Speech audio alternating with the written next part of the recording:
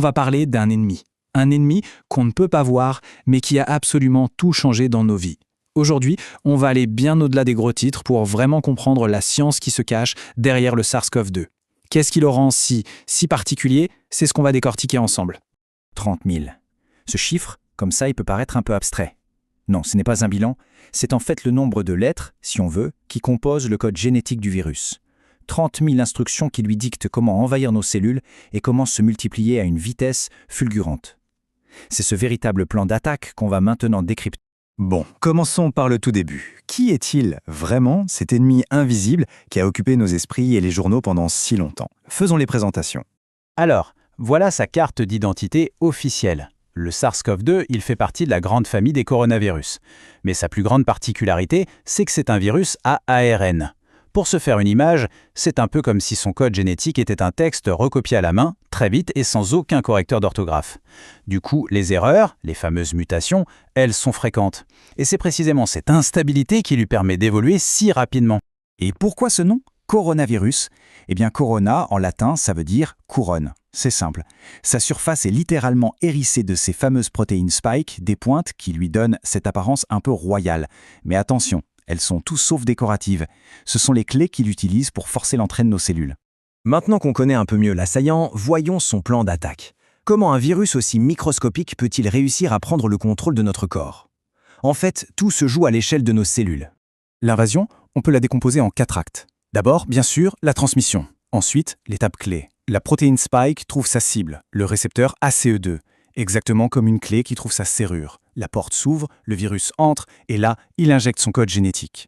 À partir de ce moment-là, notre cellule n'est plus la nôtre, elle est piratée. Elle devient une usine forcée de produire des milliers et des milliers de copies du virus.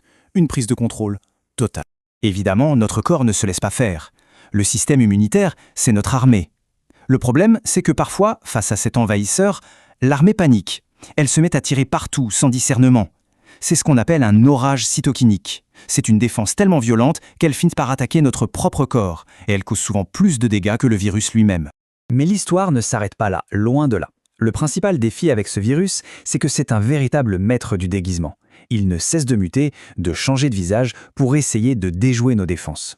Cette petite frise chronologique, elle illustre parfaitement cette course-poursuite entre le virus et la science. On a eu d'abord le variant Alpha, puis Delta, qui a provoqué des vagues très sévères, et enfin Omicron, qui a complètement changé les règles du jeu. Chaque variant, c'était une nouvelle version un peu améliorée du virus original. Omicron, lui, il a marqué un vrai tournant. Pourquoi? Parce qu'il avait un nombre record de mutations, justement sur sa protéine spike, notre fameuse clé d'entrée. Imaginez une clé capable d'ouvrir plus de serrures, et beaucoup plus vite. C'est ça qui lui a permis de se transmettre si facilement, et même d'échapper en partie à l'immunité qu'on avait déjà. Heureusement, sa dangerosité était globalement moins élevée que celle de Delta. Face à un ennemi qui évolue sans cesse, la science a dû riposter avec des armes tout aussi innovantes. On va maintenant s'intéresser à l'arsenal thérapeutique qui a été développé à une vitesse record. La grande star de cette riposte scientifique, ça a été la technologie de l'ARN messager. L'idée est juste, géniale de simplicité. Au lieu d'injecter un morceau du virus, on donne à nos cellules le mode d'emploi pour qu'elles fabriquent elles-mêmes la protéine spike. Et uniquement elle.